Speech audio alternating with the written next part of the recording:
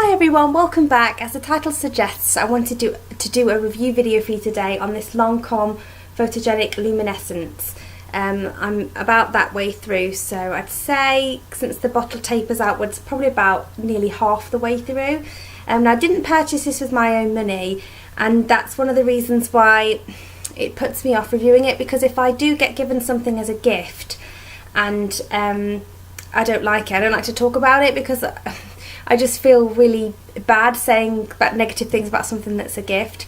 So having said that, my mum gave this to me, and just because she didn't think she was going to use it, not because she didn't like it as such, and she doesn't really watch my videos, weirdly enough. So yeah, for that reason I thought I'd be safe to do a review on this, and you can probably tell by that intro that it's basically not going to be that positive a review. And I will just say at the start, it's not because of the price. I've literally formed all of my opinions before looking up the price of this item. I've just gone to Lancome's website, and this costs £30. I'm not sure if it's the same price in Debenhams or everywhere you would buy it, but that's how much it costs. And the claims are that it's 24-hour wear, which is not the case, and that it's suitable for normal to dry skin, which I'm not sure it is. The shade on it doesn't have a shade. I find that odd. There's sort of a strip here that looks like a shade was once on there. I don't know if my mum's accidentally peeled something off it that would tell you the shade, which again is odd, because I feel like if I did like it I wouldn't know what shade to buy next. And on Lancome's website they only had this foundation in 4 shades. That's a shocking range. Anywho, it says a light mastering and smoothing makeup, 14-hour comfort, SPF 15. So there's different claims on the bottle to the claims that are on the website, which is saying that you know, that it gives 24-hour wear. Anyway, I thought the perfect opportunity to show you is now. What's the time? I probably had this foundation on now for about 8, 9, 10, 11, 12, 1, probably between 5 and 6 hours roughly. Now I would expect a foundation to last that long on me, especially for the price this cost. I'll come up close to see if you can see. There's like a patch over my nose where it's just gone. I don't have an oily T-zone. I literally must have accidentally touched my nose or brushed it with a coat or something as I was getting in and out of my coat, and it's just disappeared from the end of my nose. I'm not sure if the camera's going to pick that up. There's just a patch here. Now because I have highlighted down my nose, it makes it even more obvious. And I'll trace my finger around in case you can't see it. This is the patch here. There's just no product at all on my face in that area. At the start, when you first put it on, I've tried this in a couple of ways. Admittedly, I haven't tried it with a beauty blender, and I feel like when you do a review of a foundation these days, people almost react as though if you haven't put it on with a beauty blender, then you're not being fair, as though, you know, well, if you tried it with a beauty blender then it would be fine, which I don't think is entirely fair. But I don't choose to put my foundation on with a beauty blender or a sponge. The idea of a sponge, however much you wash it and clean it, is just not my thing, and I have too many brushes. I'm just worried that I would like it so much that my brushes would go to waste, honestly. So I haven't ever purchased a Miracle Complexion sponge or anything. So I tried this with a Real Techniques buffer brush. Let's see what the actual name of it is.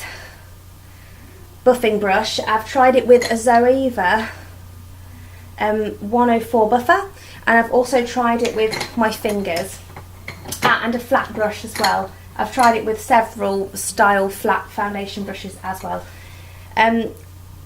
When you put it on when you squeeze it out, it's a thick cream. It's not a liquid foundation, it's like a cream foundation, and I feel like it immediately starts to look cakey. And I also feel as though it clings to dry patches that I didn't even know was there. Like, I consider myself to be closer to the normal than I am to dry. And I just feel as though it's got a strange sort of texture that's almost like it's high in silicone. I'm not a scientist, I don't really know, I haven't looked up the ingredients, but it feels that way. Whether it has or hasn't got it in is by the by. It feels silicone-y. So I kind of keep rubbing and rubbing and rubbing, trying to work it in with whatever, and it's streaky. I cannot get it to blend properly. Now, bearing in mind I'm used to using foundations that cost around the £5–6 mark. This was £30, so 4 times as much as, sorry, 6 times as much.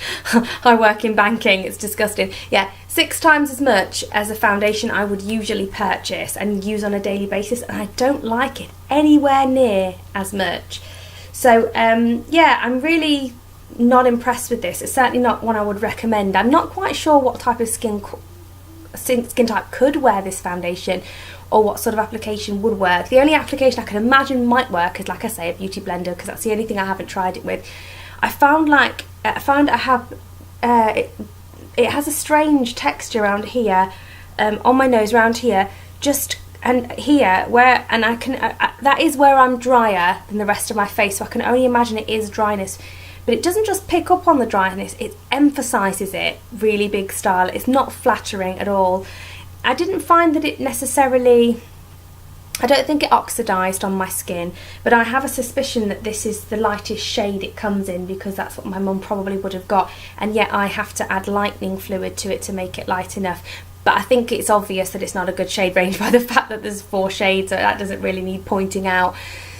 So I do find that because of the silicone texture, maybe it's because of that, it doesn't go into the skin, it sits on top of the skin, and it doesn't dry down. So as a normal to dry skin person, I often don't powder my foundation down, and I think that's reasonable to say with it being normal to dry.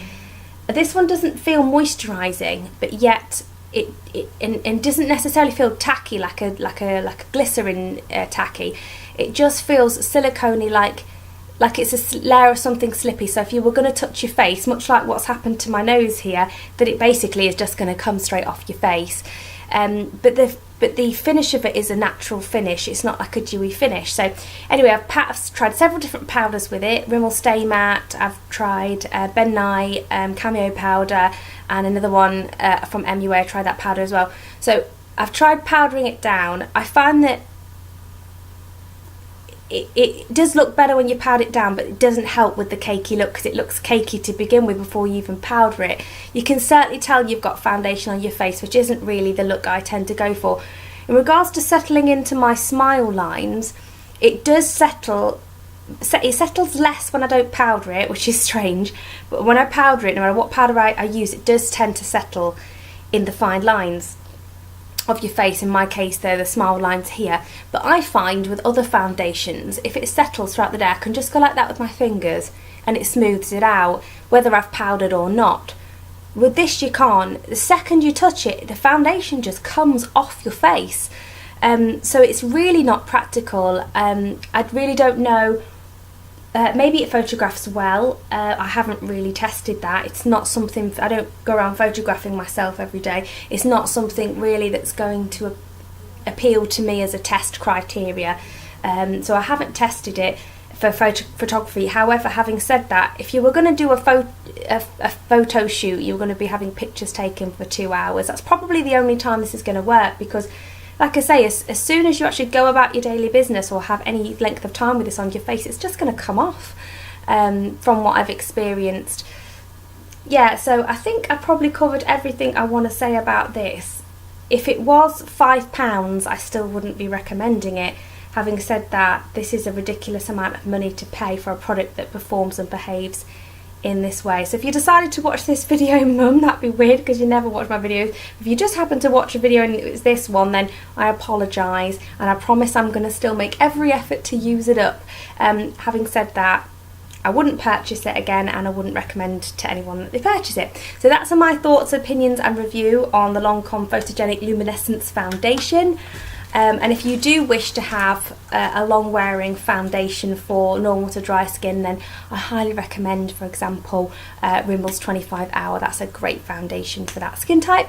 And I hope you enjoyed the review and it was helpful, guys. Give me a big thumbs up if you did. Please subscribe if you're not already, and I'll see you in the next one. Bye!